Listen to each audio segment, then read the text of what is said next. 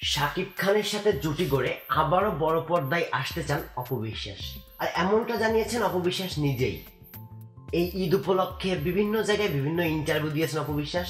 তা সেখানে কোনো একটা প্রশ্নের উত্তরে তিনি এই ইঙ্গিতই দিচ্ছেন যে শাকিব খানের সাথে আবারও জুটি গড়ে বড় পর্দায় আসবেন তিনি। আসলেও কি সম্ভব? আসতে কি পারেন? আচ্ছা, একটু পিছন থেকে আসি। 2007 সালে কোটি টাকার কাবিন সিনেমা দিয়ে শাকিব অপু জুটির যাত্রা শুরু হয়। আর ওই কোটি টাকার কাবিন ব্যবসা সফল হলে নির্মাতারা একের পর এক শাকিব অপু জুটি নিয়ে সিনেমা বানাতে শুরু করেন। একের পর এক সিনেমা বানাইতে বানাইতে 72টা সিনেমা এই শাকিব অপু জুটি নিয়ে তৈরি হয়। 72টা সিনেমা কিন্তু কম কথা না, একটা বড় একটা সংখ্যা। 72টা সিনেমা জাস্ট শাকিব অপু জুটির। একটা দর্শক ডিমান্ড না থাকলে কিন্তু এটা সম্ভব না। আবার এই 72টা সিনেমার মধ্যে অনেক অনেক সিনেমা আছে যেগুলা খুব বেশি হিট, অনেক সুন্দর সুন্দর সিনেমা আছে। তাহলে যেখানে দর্শক ডিমান্ড, একের পর এক শাকিব অপু জুটি দর্শককে হলে টেনে নিয়ে যাচ্ছিল, সেই জুটি ভাঙলো কেন? মানে ভাঙছে তাদের পারিবারিক গন্ডগোলের জন্য। শাকিব অপুর প্রেম, তারপরে তাদের বিয়ে, তারপরে সন্তান জন্ম দেওয়া, এইগুলা নিয়েই অ্যাকচুয়ালি শাকিব অপু জুটি ভেঙে যায়। শাকিব অপু জুটি ভেঙে যাওয়ার পরে দুইজন জাস্ট দুই মেরুতে চলে যান। শাকিব খানের সঙ্গে জুটি ভাঙার পর থেকে আজ অব্দি অপু বিশ্বাসের ভালো কোনো সিনেমা নেই। এর জন্য অপু বিশ্বাসের ফিটনেসও একটা দায়ী। সিনেমার একটা বাজেট থাকে, সেটাও একটা ফ্যাক্ট।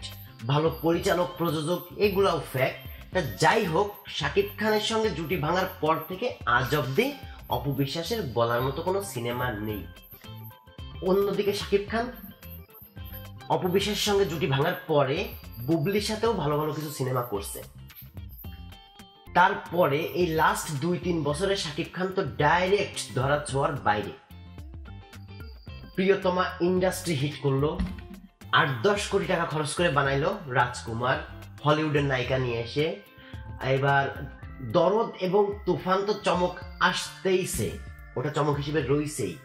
এখন শাকিব খানের যেটা উদ্দেশ্য, সেটা হচ্ছে কোটি কোটি টাকা সিনেমায় ইনভেস্ট করে দর্শককে হলে নিয়ে যাওয়া এবং ওই সিনেমার মাধ্যমে আরো কোটি কোটি টাকা লাভ তুলে নিয়ে আসা। শাকিব খানের এখন চোখ বড় বড় সিনেমা বানানো, বড় পরিচালক, বড় প্রযোজক, 2-3টা সংস্থা এক হয়েও একটা সিনেমায় লগ্নি করতেছে। কিন্তু এরকমও আছে, রাজকুমার, দরদ, তুফান সবগুলো বিগ বাজেটের সিনেমা।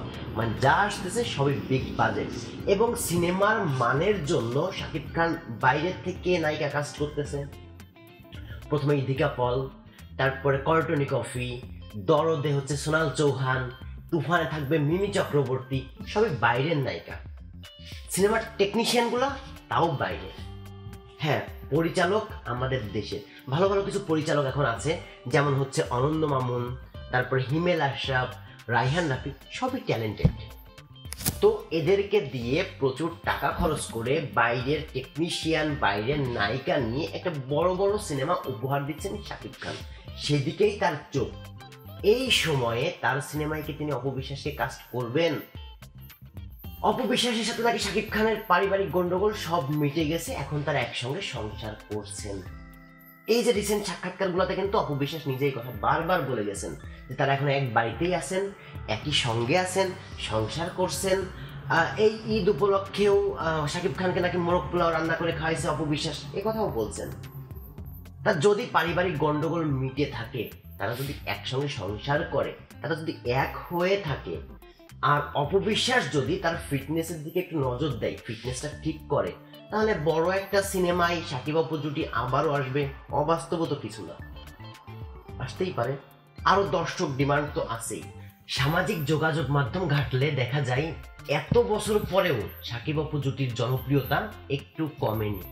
ওই দর্শক, মানে শাকিব অপু জুটি দেখা যাচ্ছে দর্শক তা এখনো হিউজ পরিমাণ আছে। তাহলে অপু বিশ্বাস যদি আসলেই ফিটনেস ঠিক করতে পারে, শাকিব এবং অপু বিশ্বাসের যেহেতু মানে একই আছেন তারা, তাইলে বড় সিনেমায় শাকিব অপু জুটি আসবেই, স্বাভাবিক। তো আসলে শাকিব অপু জুটি দেখতে চান কে কে? কমেন্ট করে জানাবেন। মিডিয়া জগতের নিত্য নতুন তথ্য পেতে চ্যানেলটি সাবস্ক্রাইব করে পাশেই থাকবেন। ধন্যবাদ।